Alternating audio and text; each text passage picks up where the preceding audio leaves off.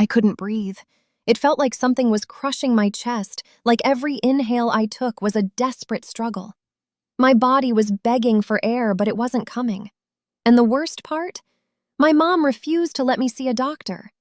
I thought I was dying, and she just kept telling me it was nothing. But it wasn't nothing. It was so much more. Before we continue, please hit the like button, subscribe to the channel, and turn on the notification bell for updates. My name is Miriam Rivera, and I'm 16 years old. It was supposed to be just another regular morning, but everything changed when I woke up feeling wrong. I'd been feeling off for a while, honestly, but that day was different. The dizziness, the tightness in my chest, the shortness of breath, it all hit me like a freight train. My body was screaming for help, and all I could do was lie there in bed, panicking. But when I tried to tell my mom, Clara Rivera, what was happening, she just brushed me off. "You're fine, Miriam. You're just stressed out. You don't need to see anyone, just relax," she insisted, as if I were overreacting. She was the kind of person who believed in toughing it out and always assumed things would get better on their own. But this felt different. This felt like something was seriously wrong, and no matter how much I tried to explain it to her, she didn't listen. I could barely get the words out without feeling like I might pass out. I tried to explain to her again, but all I got was the same cold response. "It's nothing. Just breathe deeply and calm down." But I couldn't breathe. I could feel myself weakening. How could she not see how serious this was? How could she just sit there while I struggled to stay conscious? I was terrified. What if it was too late? What if I couldn't make it through this? I needed help, and I needed it fast. I couldn't count on her. I needed someone to believe me. And that's when Nurse Emily stepped in. Just as I was about to give up, Nurse Emily walked into the room. She wasn't part of our family, but she'd worked with us before. She noticed the panic in my eyes, and without saying a word to my mom, she knelt down beside me. Her voice was calm, but urgent. "We can't wait, Miriam. You need help right now." But the question was, would she stand up to my mom, or would my worst fears come true? The moment Nurse Emily knelt beside me, everything around me seemed to fade into the background.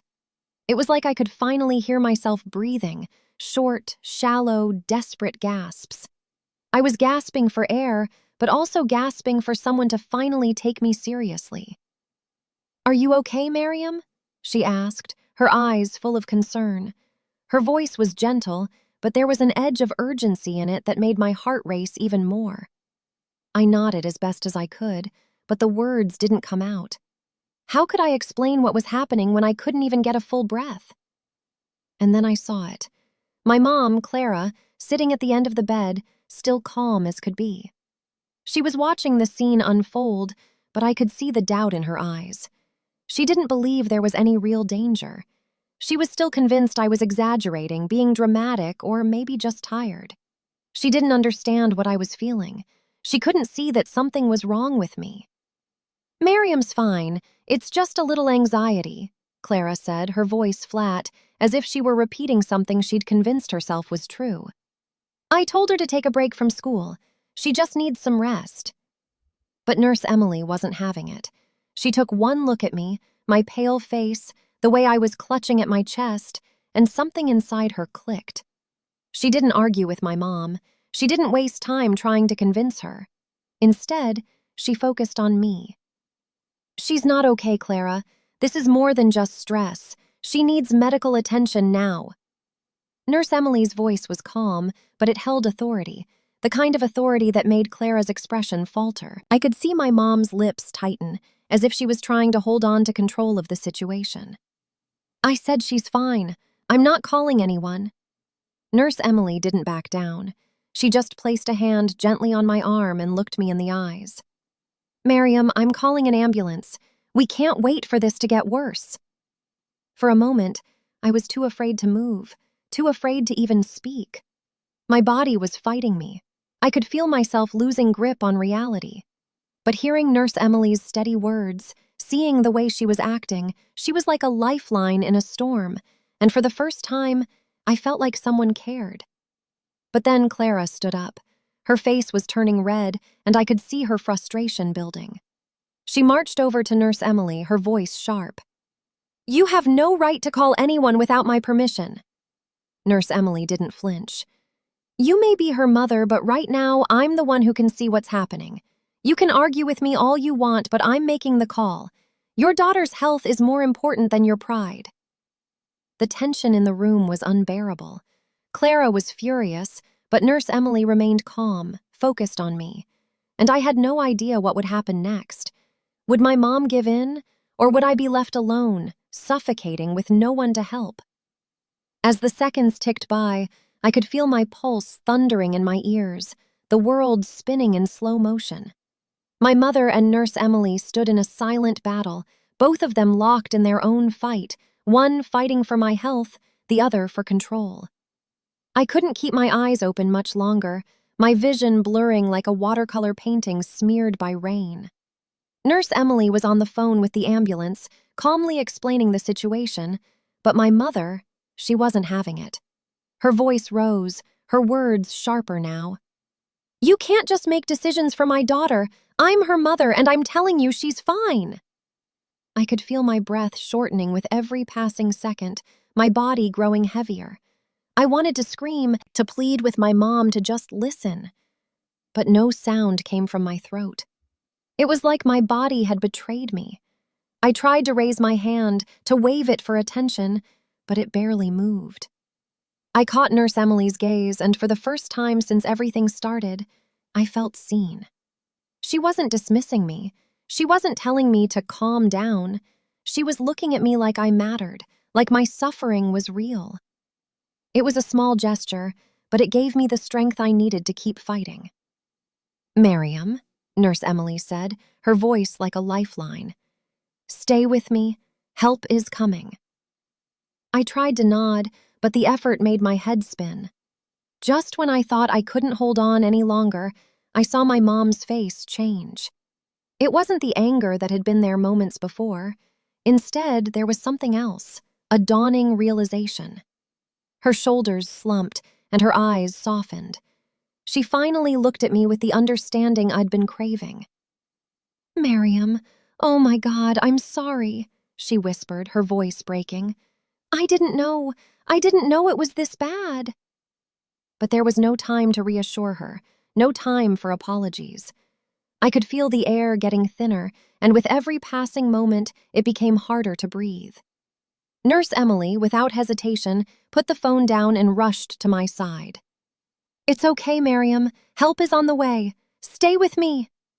And just as I thought I might pass out, I heard it, the sound of sirens approaching, the sound of someone coming to save me. But would they get here in time? Would I make it?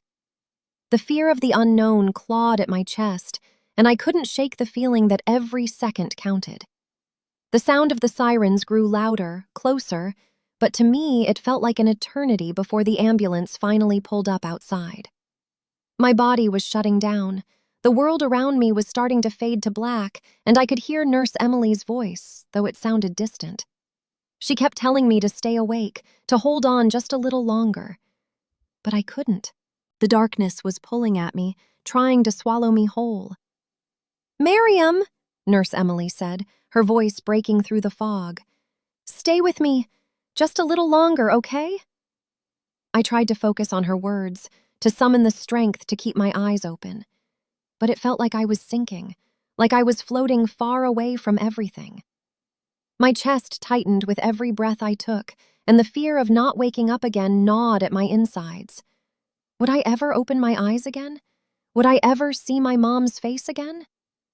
Finally, the paramedics rushed in, and everything seemed to move at a blur. They didn't waste time with questions. They immediately began working on me, hooking me up to an oxygen mask and checking my vitals. Nurse Emily was still at my side, her hand gently holding mine, her presence grounding me. "Her vitals are low," one of the paramedics said. "We need to get her to the hospital now." I couldn't speak, couldn't respond, but I could feel the movement beneath me as they transferred me to the stretcher. My mom was there, her face pale, her lips trembling with emotion. She stood there, completely silent, watching as I was wheeled out of the house, the guilt and fear in her eyes too obvious to ignore. As they loaded me into the ambulance, I heard my mom's voice crack. "Miriam, I'm so sorry. I didn't know. I should have listened." But it was too late for apologies now. The sirens blared, and the world outside the ambulance was a blur of lights. I wanted to believe that I was going to be okay, but the uncertainty of whether I would make it to the hospital in time gnawed at my mind. Would they get me there before it was too late? Would Nurse Emily's quick thinking and the paramedics' speed be enough to save me? I woke up to the sterile smell of a hospital room, the soft beep of a heart monitor, and the feeling of a cool oxygen mask on my face. My eyes fluttered open, and for a brief moment, I didn't know where I was. My chest felt tight, but it wasn't suffocating anymore. It wasn't as painful. But my mind raced, filled with confusion and fear. I looked around, and there she was. Nurse Emily was sitting by my bed, a warm smile on her face, but I could see the tension in her eyes. It was clear she was relieved to see me awake, but the worry still lingered in her gaze. "Miriam, you're okay," she said gently. "You're in the hospital. You made it." I could barely speak, but I managed a weak nod. The relief that washed over me was almost too much to process. I was still here. I was alive. But then my mind went to my mom. Clara. Was she here? Was she okay? Before I could ask, I saw her standing in the doorway, her face pale and haggard, her eyes filled with guilt. She stepped toward my bed, her hands trembling as she reached out to touch my hand. "Miriam, I am so sorry. I didn't know. I didn't believe you, and I couldn't let her finish. It wasn't the time for anger. I knew she was scared too. She had never meant to hurt me. But at that moment, all I wanted was for us to move past it. We had both been scared. I squeezed her hand, signaling for her to stop. "It's okay, Mom," I whispered, my voice barely a breath. "I'm okay now." The doctors later confirmed that I had suffered a severe asthma attack brought on by stress and some unknown environmental triggers. They told my mom that if Nurse Emily hadn't stepped in when she did, I would have been in even worse danger.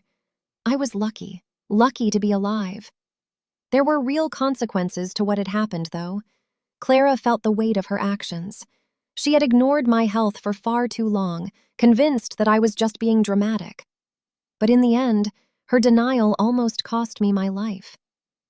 There was also a sense of relief. My mom understood now. We both understood that we couldn't take each other's well-being for granted. We had to listen, to trust each other more, to take action sooner.